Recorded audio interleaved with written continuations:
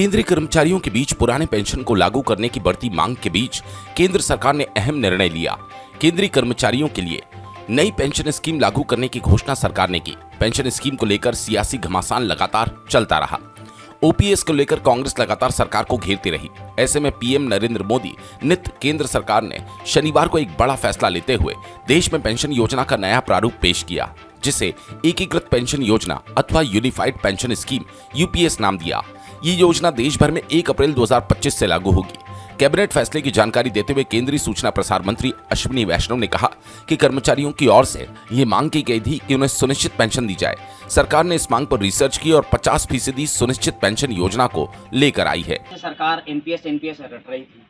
भारत सरकार के द्वारा एनपीएस को इतना अच्छा बताया गया कि 20 सालों तक एनपीएस में किसी भी प्रकार का कहीं पे भी कोई कमी बेसी नहीं बताई गई।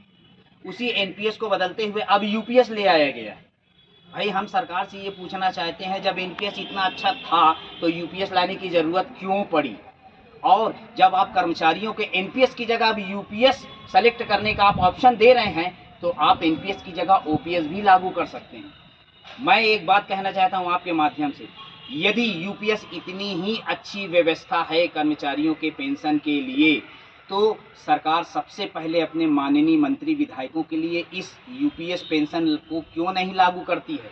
और ओपीएस देने में हम कर्मचारी ओपीएस ही चाहते हैं। पुरानी पेंशन हूबहू, चाहे उसमें कितनी भी लाख कमी रही हो या किसी भी प्रकार की रही हो, हम कर्मचारियों की, पूरे देश के कर्मचारियों की एक मांग है कि हमें ओपीएस ही चाहिए। ये यूपीएस और एनपीएस के झंझट में मत फंसाइए, क्योंकि एनपीएस और यूपीएस में इतनी विसंगतियां हैं।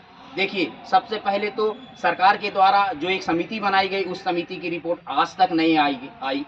इतनी जल्दी क्या थी सरकार को कि बिना समिति की रिपोर्ट आए और उसे वायरल किए और उन्होंने यूपीएस को लागू कर दिया।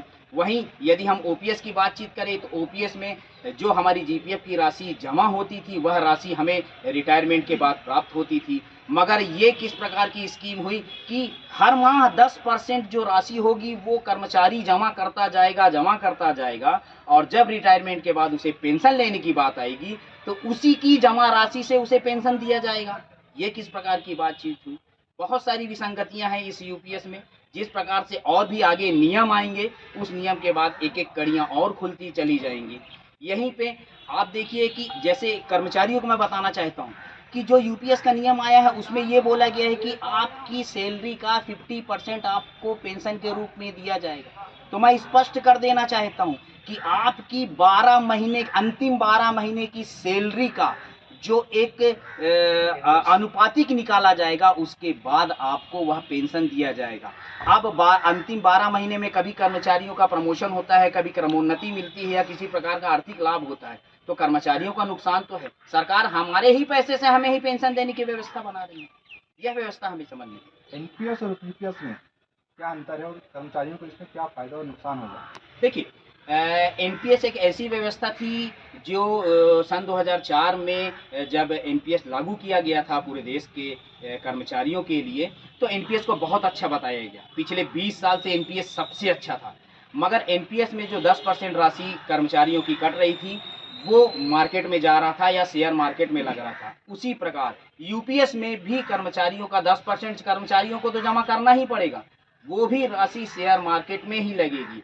अभी तक यह क्लियर नहीं हो पाया है यूपीएस में कि ओपीएस की तरह हमारा जो जीपीएफ की राशि रिटायरमेंट के बाद हमें मिलती थी, वह हमें प्राप्त होगी या नहीं होगी। और पिछले 20 साल से जो कर्मचारी एनपीएस में अपनी राशि जमा करते आ रहे हैं, उन एनपीएस की राशि का क्या होगा? आज तक सरकार इस बात का जवाब नहीं दे पाई है। हो सकता है आगे आने वाले समय में दे दे। मगर आपके चैनल के माध्यम से मैं सरकार से एक निवेदन करना चाहूँगा, और छत्तीसगढ़ सरकार से खासकर, कि छत्तीसगढ़ में जो शिक्षक एलबी संवर्ग हैं, उनकी प्रथम नियुक्ति, उनकी प्रथम सेवा की गणना करते हुए उनके लिए पुरानी पेंशन की व्यवस्था करें। जो पुरानी पेंशन हूबहू पुरानी ओपीएस जिसे हम बोलते हैं, वह पुरानी पेंशन, क्योंकि सन 98 से लेकर सन 2008 तक जो भी कर्मचारी इससे वंचित रह गए हैं, वो कर्मचारी आपके राज्य में कार्य किए हैं। जो भी शिक्षाकर्मी के रूप में जिनको हम जानते हैं, शिक्षक एलबी के रूप में जिनको जानते हैं, आज बहुत से ऐसे कर्मचारी हैं जो 10 साल के पूर्व ही रिटायर हो जा रहे हैं, मगर सन 98 से वे अपना कार्य करते चले आ रहे हैं। तो क्या उन्हें वो पेंशन के हकदार नहीं हैं?